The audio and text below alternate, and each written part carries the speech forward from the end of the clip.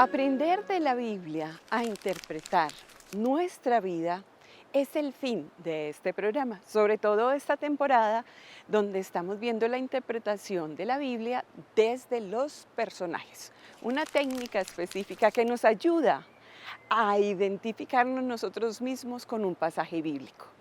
Hoy nos ocupa Lucas en el capítulo 11, versículos 5 al 13. Pero es importante que veamos el contexto de este texto completo. Estamos en la segunda parte del Evangelio de Lucas. Tiene dos partes, una hasta el capítulo 9, versículo 51, y del 9 al 51 comienza el camino hacia Jerusalén. La primera parte se trata de escuchar al Señor y la segunda parte es verlo. Y desde sus actitudes, sus acciones, sus signos, comprender qué es lo que nosotros debemos hacer. En el capítulo 10, en el versículo 22, Él nos habla de que Él conoce al Padre y por eso nos lo va a enseñar, nos lo va a mostrar, nos lo va a acercar.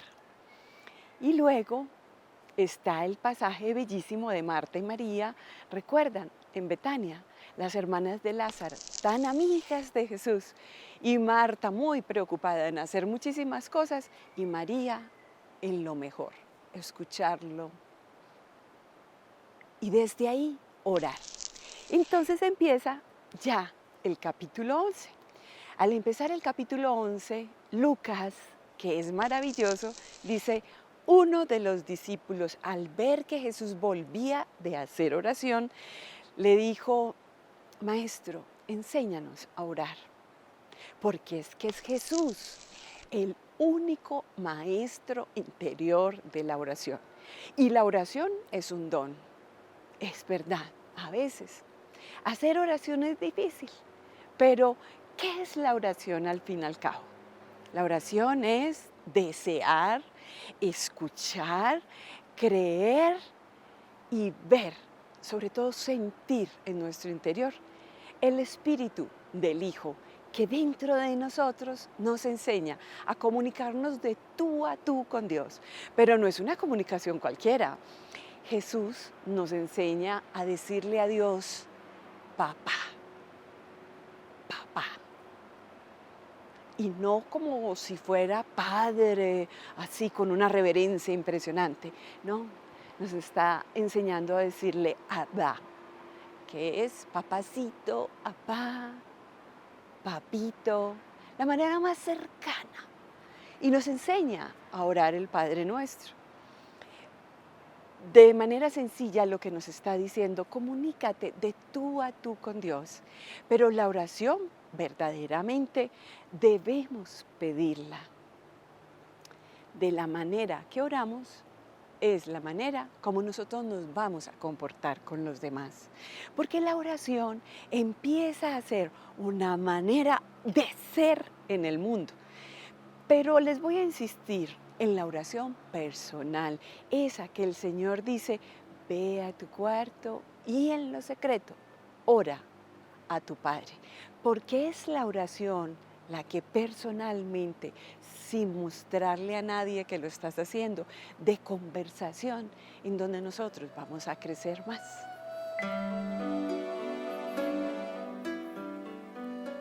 Bueno, para mí este pasaje bíblico ha significado mucho en mi vida. Alrededor de unos 4 o 5 años he venido en este proceso de conversión como laico comprometido. ¿Por qué es importante para mí? Porque cada vez que trato de darle una interpretación, siempre es una interpretación diferente, porque tiene muchos significados para uno y quizás para las personas cuando entran a leer este pasaje. ¿Qué significado tiene para mí? Tiene un significado muy grande porque he querido cada vez cambiar mi proyecto de vida, pero para mejorarlo. Quizás uno tiene pasados oscuros, pasados donde uno no quiere ni volver a acordarse de su situación de vida hace unos años atrás. Este pasaje a mí me ha mostrado que a través del proceso de oración por intercesión, las primeras veces cuando lo leía, daba como un significado de, bueno, ¿qué tanto para mí puede intervenir una persona orando para solucionarme los problemas? Y quizás cada que iba cambiando eso, yo decía, esto existe y existe de una manera increíble, es algo contundente para la vida de las personas. He tenido experiencias, quizás cuando llevaba unos 2 años al grupo al cual pertenezco, al ministerio para el cual que yo pertenezco, donde nos encontramos que debíamos de hacer algo diferente y era orar por las personas que quizás en ese momento lo estaban necesitando más. Empezamos a realizar un rosario cada 8 días, donde encontramos que la primera persona que dijo yo los necesito era que la mamá estaba postrada en una clínica, llevaba alrededor de unos 8 o 10 días y los médicos no sabían dar un diagnóstico como tal de lo que estaba pasando. Le dijimos, listo, vamos a orar por tu mamá, vamos a hacer un rosario bien especial. Resulta que el rosario pasó, las personas que fuimos por primera vez ya no estando en las casas de nosotros, los hermanos, sino ya en otras casas, nos llaman y nos dicen que por cosas de Dios, la señora se paró de la cama sin diagnóstico alguno. Entonces empezamos a ver que el poder de la oración es algo muy fuerte. Personalmente, cuando he tenido necesidades, eh, he orado con mi familia, con mi esposa, con mi hija al lado, viéndonos crecer como en este proceso de conversión y hemos visto los cambios que cada vez hemos tenido. Eh, Como para llegar a un punto de que la oración es muy fuerte y muy poderosa en nosotros, es que sí existe y que debemos de hacerlo y que debemos creer. Y hay personas que quizás cuando no tienen esa credibilidad, cuando eso pasa, es cuando más se enganchan en este caminar.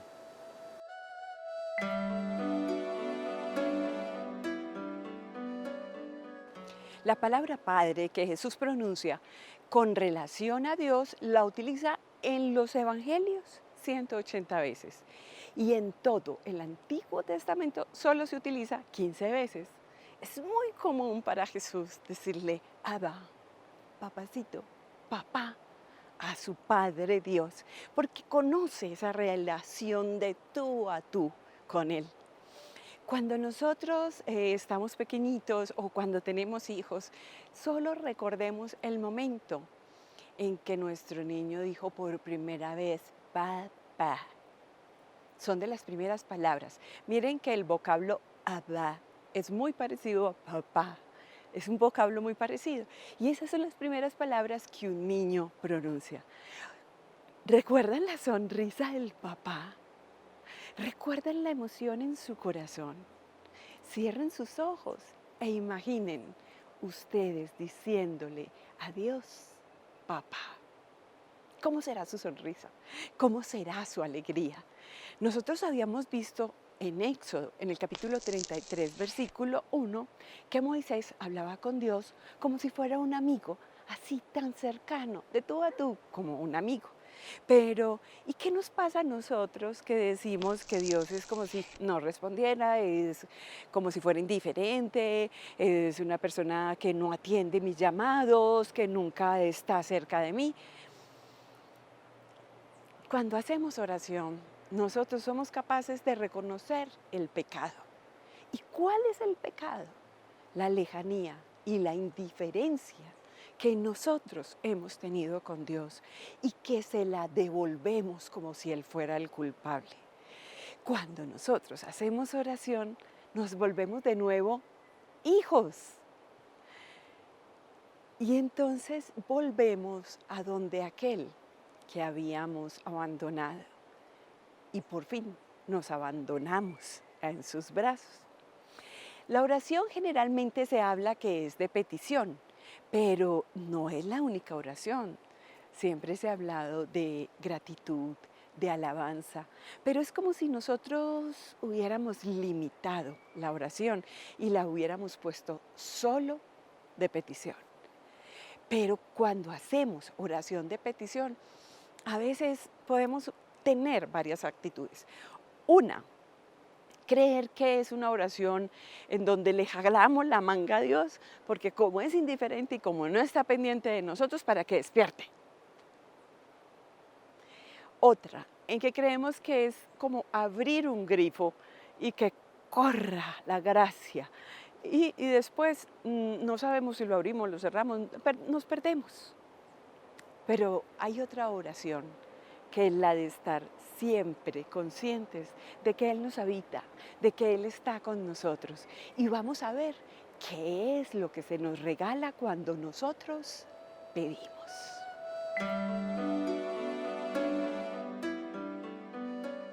Trato de darle gracias y ser muy sincero, hasta con los errores que cometo cada día.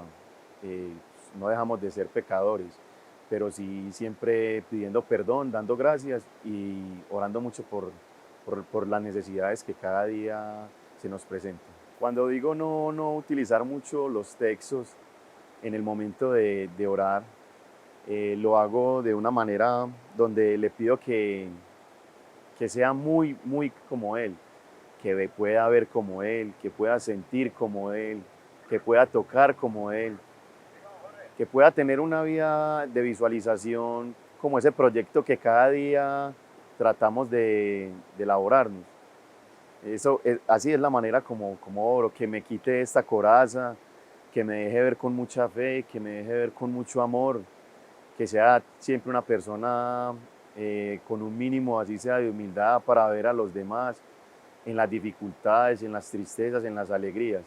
Esa es la manera como no miro un texto, pero sí trato de comunicarme con él y con muchísimo respeto ante él.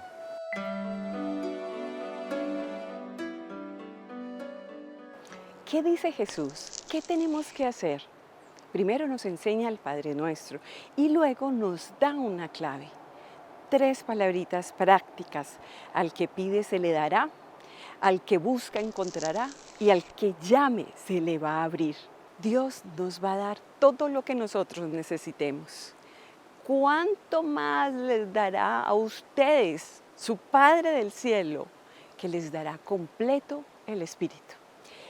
Es muy importante mirar el texto que es paralelo a este, Mateo, en el capítulo 7, pero sobre todo en el versículo 11, cuando dice: Dios les dará a ustedes las cosas que necesitan.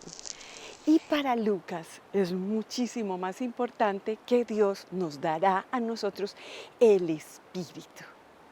¿Por qué? Estamos en el capítulo 11 y en el capítulo 8, versículos 22, está la escena de que Jesús va dormido en el barco y lo despiertan. Pero maestro, ¿no te preocupa que nosotros estemos en esta situación? Y en este capítulo 11 está hablando de que el amigo va a despertar a otro amigo para ayudar a un amigo que ha llegado de viaje y le pide 3 panes. Un pan. ¿Qué es el pan que nos da Jesús? ¿Qué es la Eucaristía? Si nosotros hacemos con fe, si nosotros vamos a la Eucaristía con fe, comprendemos el pan mismo que los discípulos de Emaús comprenden y por eso se dan cuenta que es el resucitado. El pan entregado por Jesús, el pan regalado por Jesús, es su vida misma. Una vida entregada por los demás, una vida entregada para los demás, para el servicio. Por eso es que Él pide que nosotros tengamos el Espíritu Santo. Te das cuenta de quién eres tú en el fondo. Entonces vas a pedir ¿qué? Pedir encontrarte a ti mismo, buscar algo que se te perdió adentro, la esencia misma. Tocarás a esa puerta y te encontrarás con que tu petición ya está. Todo lo que eres tú es todo lo que quiere el Señor para ti. Solo es que nosotros lo reconozcamos.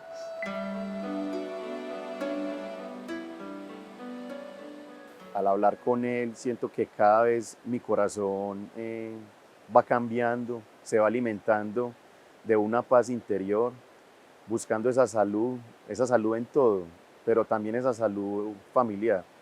Pienso que a través de la oración también he cambiado mi vida para actuar, para ejercerme como un buen esposo, como un buen padre, como un buen hijo, como un buen hermano, como un buen amigo. Siento que cada día que está uno en contacto con el Señor, ya siente uno una necesidad, y no solamente para uno, sino para los demás, porque esto también va en la ayuda que nosotros podamos transmitir. No somos sacerdotes ni guías espirituales, pero sí tratamos de que al menos una palabra cambie en la vida de una persona. Siento que al momento de hablar con Él no estoy solo. Siento al contrario que muchas veces por lo que pido, aunque no suelo estar pidiéndole, sino darle gracias, siento que muchas veces esas palabritas de decir, no lo hagas de esa manera, actúa mejor de esta manera, no te metas en ese proyecto, no hagas esto que no es lo debido.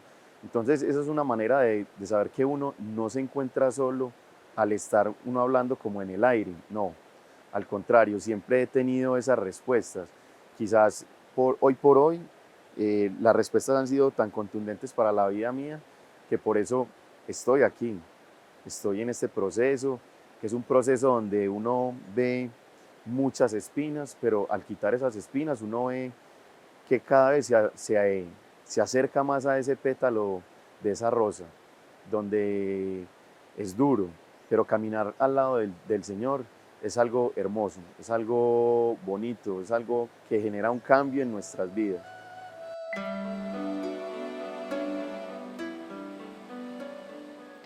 Lucas luego en el capítulo 12 nos dirá, nuestro Padre sabe todo lo que nosotros necesitamos sin que se lo pidamos. Pero la oración, al fin y al cabo, ¿para qué nos sirve? ¿Por qué tenemos que pedirle a Jesús, nuestro Maestro interior, que nos enseñe a orar? Primero porque nosotros nos reconocemos habitados por Dios, que Él es el que desde adentro empuja nuestro actuar. Ahí, en ese ambiente de oración, también encontramos nuestras debilidades, nuestras flaquezas, nuestra falta de perseverancia, lo que nos falta, pero también las riquezas, las fortalezas, lo bueno que podemos hacer y descubrir también a sí mismo qué puedo hacer por el otro. Por eso la oración nos mueve a actuar, nos lleva a la actuación. Encontré en el Catecismo de la Iglesia Católica un numeral, el 2654, tan hermoso. Un cartujo nos dice, busca sobre todo la relación que hay con las Sagradas Escrituras, que eso es lo que yo les quiero dejar en este programa. ¿Cómo podemos orar con las Sagradas Escrituras? Leer un texto pequeño. Entonces dice, busca leyendo. Encontrarás en la meditación y la respuesta que tú estás pidiendo, por la cual estás tocando, la hallarás en la contemplación. Y es así. Se los digo de corazón, esa es mi propia experiencia. La palabra de Dios nos lleva a una situación de contemplación, de silencio interior, en el cual nosotros ya podemos escuchar a Dios. Esta es la oración. ¿Y en qué lugar? ¿En qué momento? Pues el lugar, dice Jesús, en cualquier lugar. Porque nosotros a veces ponemos como sitios o lugares únicos para orar.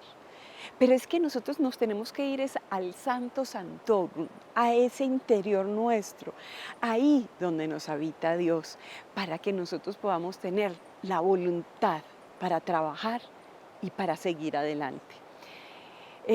San Agustín decía, la oración no es para mover a Dios, es para que nosotros nos movamos.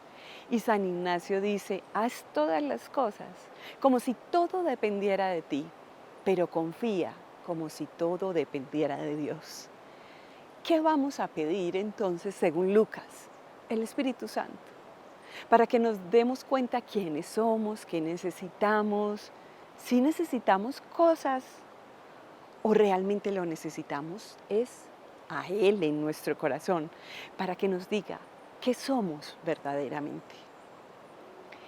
Este es Escrito para el Alma, un programa de Televid que en las Sagradas Escrituras nos hace encontrarnos a nosotros mismos.